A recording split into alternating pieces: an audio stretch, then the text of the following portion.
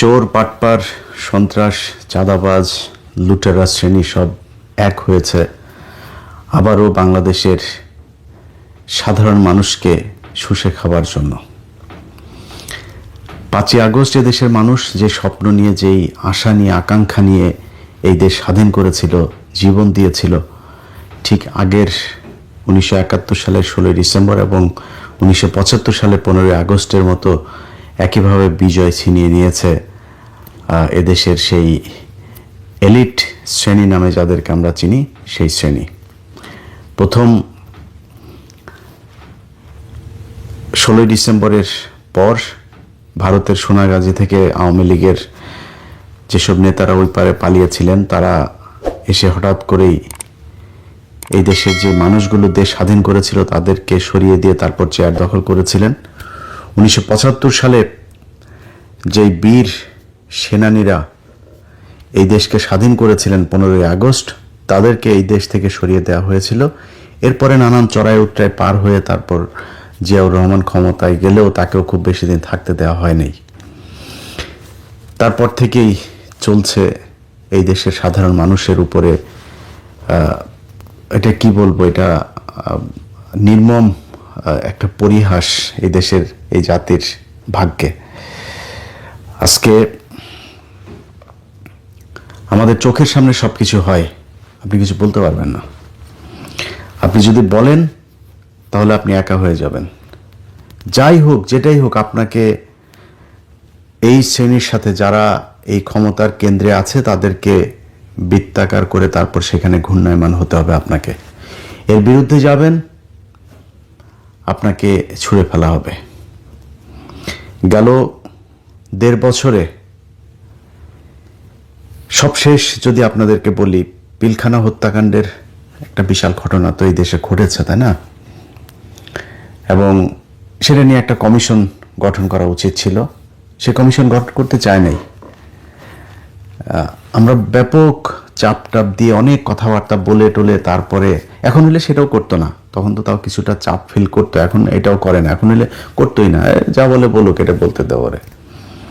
এখন তখন করেছিল, করার পরে দেখেন এই যে সময় চেঞ্জ হলো, কমিশন একটা রিপোর্ট দিয়েছে, সেই রিপোর্ট তারা প্রকাশও করে না, সেই রিপোর্ট অনুযায়ী কোনো ব্যবস্থাও নিচ্ছে না। তো কমিশনরা আপনার এটা করতে দেওয়ার দরকার ছিল কি? করে লাভটা হলো কি?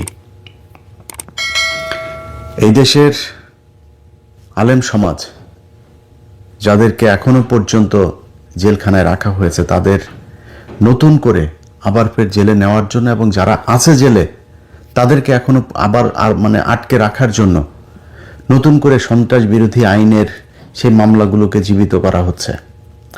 কেরানীগঞ্জে প্রথম আলো, অ্যান্টি টেরোরিজম ইউনিট পুলিশের এবং সিটিটিসি এরা মিলে ডিজিএফআই এর একটা চক্র কেরানীগঞ্জে, তাদের পূর্বের এক অভিনেতা আছে আলামিন নামে এক ব্যক্তি, তিনি এই বিভিন্ন মাদ্রাসা খুলতো, সে মাদ্রাসা খুলে নিজের মতো করে সেখানে কিছু ওই পোটলা পাটলি, বোমা টোমা হাবিজাবি বানানোর যে জিনিসপত্র আছে, এই ধরনের জিনিস নিয়ে রাখতো।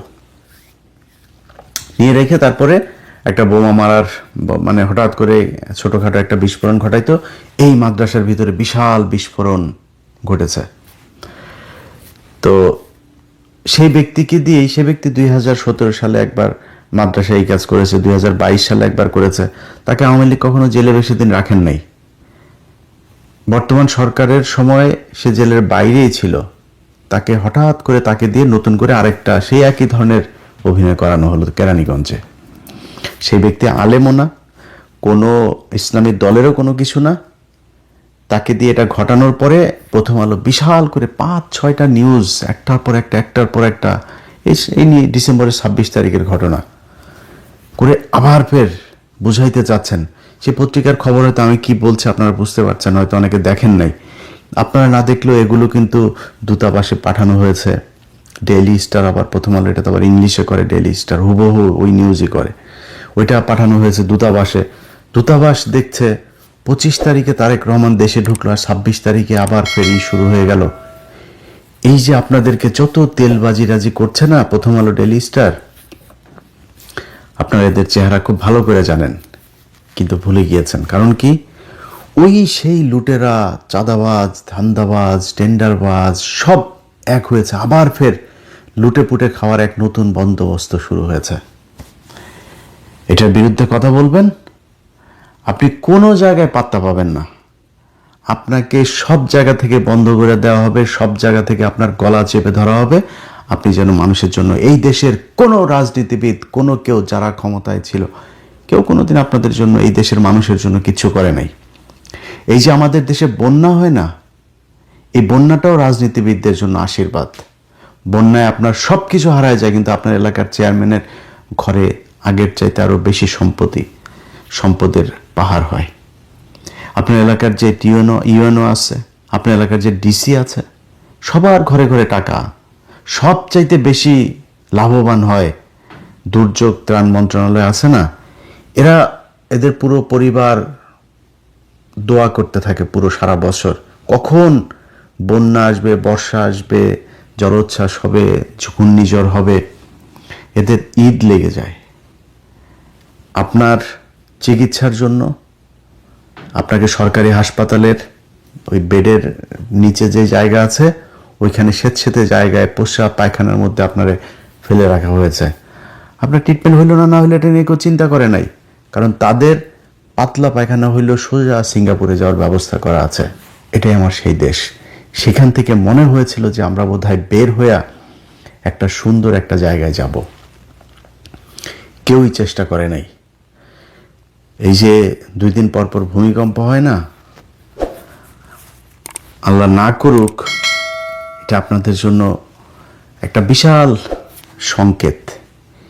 এই সংকেত দিয়ে বোঝানো হচ্ছে যে 2400 মানুষকে আপনাদের চোখের সামনে মারা হয়েছে। সেই রক্তের সাথে আপনারা বেইমানি করেছেন নিজেদের চেয়ারগুলো পেয়ে। তারপর খুব সুখে আছেন মনে করেন, এত সুখ মনে করার কিছু নাই। ওই যে আগার গায়ে, ওই যে গাজীপুরে বৃদ্ধাশ্রমগুলো আছে না, যায় দেখেন, কোনো রিক্সাওয়ালার মা ওই জায়গায় নাই। আপনাদের মতো চেয়ারে বসে থাকা মানুষকে তার শরীরের ক্যান্সারের এই যে একটা কেমোথেরাপি দিতে গেলে, এই সরকারি হাসপাতালে মহাখালীতে যায় দেখেন, নিজের চোখে দেখেছি। হাসপাতাল নিয়ে অনেক নিউজ আছে আমার, যে দেখেন কিভাবে বসিয়ে রাখা হয়েছে তাদেরকে। টাকা দিতে হয়, না দিলে কেমন সিরিয়াল পাওয়া যায় না। ঢাকা মেডিকেলে একটা ছোট্ট একটা বেডের জন্য কত কান্নাকাটি, এর তদবির, ওর তদবির, নানা তদবির ছাড়া কেউ এখানে যা থাকতে পারবেন না। ট্রিটমেন্ট নাই। এই যে মানুষগুলির ওইখানে এই কষ্ট দেন না, কষ্ট দেওয়া নিজে সিঙ্গাপুরে ট্রিটমেন্ট নেন, এই জন্য আপনাদের বাবা মাদেরকে যায় এই বৃদ্ধাশ্রমে থাকতে হয়। যান, আমি ইন্টারভিউ নিতে গিয়েছি, আমি প্রতি বছর মা দিবস, বাবা দিবস এগুলোতে দেখতে যাইতাম। কোথায় গুলশানে বাড়ি, কোথায় অমুক বিশ্ববিদ্যালয়ের বিশাল বড় এক প্রফেসর, অমুক সেনাবাহিনীর ব্রিগেডিয়ার একজন, পুলিশের অমুক ডিআইজি, এদের মারা, এদের বাপারা ওইখানে থাকে। এটাই মানুষের অভিশাপ। আমরা এই দুনিয়ায় কেউই একদম 100% ফেরেশতা হয়ে আসি নাই। আমাদের সবার ছোট বড় পাপ সাপ আছে, কিন্তু মিনিমাম এই মানুষগুলো করার জন্য ভাই এত টাকার তো দরকার নাই। টাকা খাইতে পারতেন তো, আপনার তো টাকা খাওয়ার সেই ব্যবস্থা আছে, আপনি খাইতে পারতেন, সমস্যা কি? এইভাবে লুটপাট করতে হবে?